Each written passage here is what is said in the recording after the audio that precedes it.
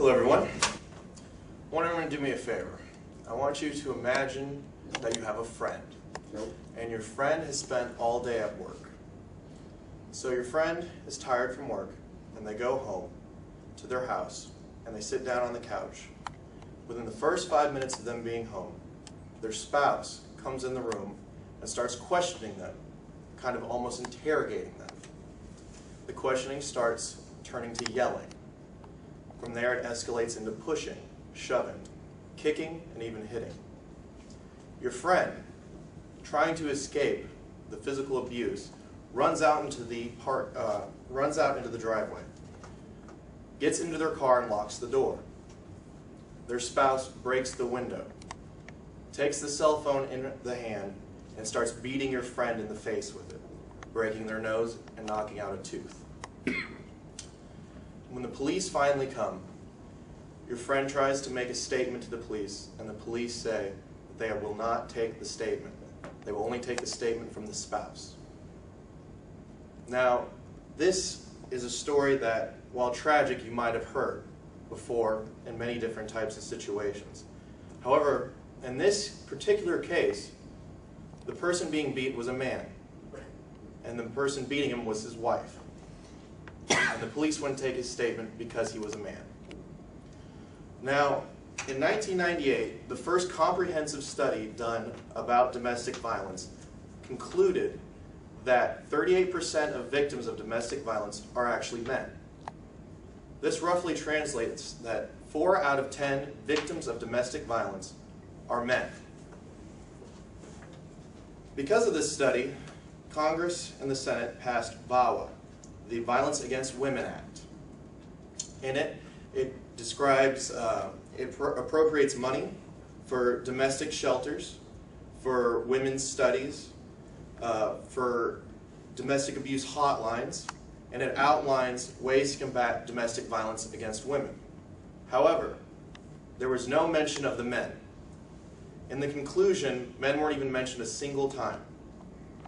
Now, this government funding that's set up to put all these domestic shelters in play and these domestic hotlines, by law, if you receive government funding, you're not allowed to discriminate based on gender or race or anything like that.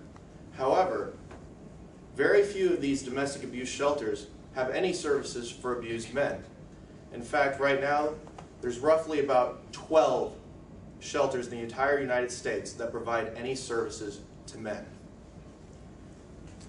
Another thing is the domestic abuse hotlines. In a study of men calling a domestic abuse hotline because they're experiencing trouble at home, 64% were told that the hotline does not help men.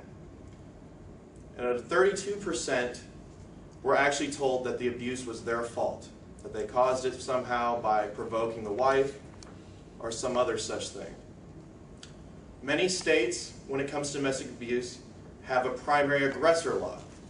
Now, it sounds good in theory, and what it means is that if there's a domestic dispute, the police come, and someone has to be arrested. That way, you know, they get the people separated and the violence doesn't escalate once the police leave.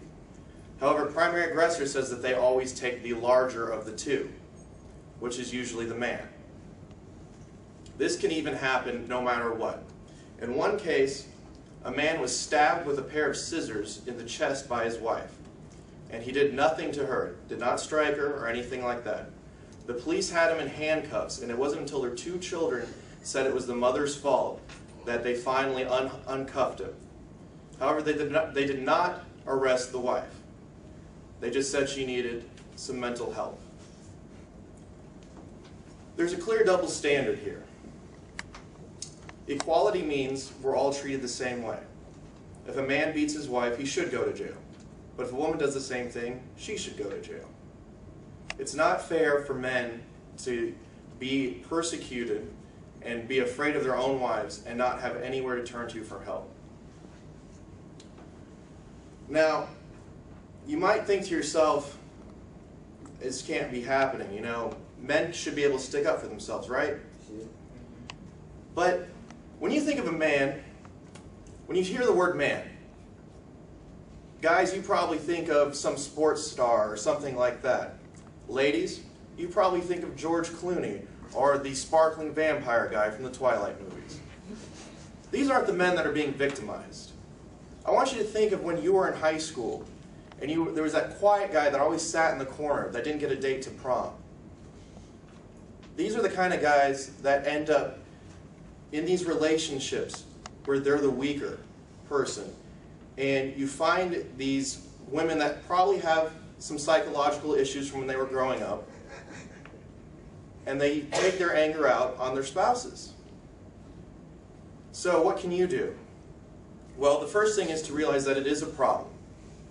It's actually a very prevalent problem. When 4 out of 10 victims are male, that's quite a large minority. These things happen. And most men are scared to go forward because they're being stigmatized as being weak. They need to be realized that it's okay for them to talk about what's happening to them. And not only that, if you're political, you should talk to your senators and representatives. It's unfair that government funding is only going to one gender. Men should be able to get the same services when they're being abused as women do. It's only fair. Thank you. Thank you.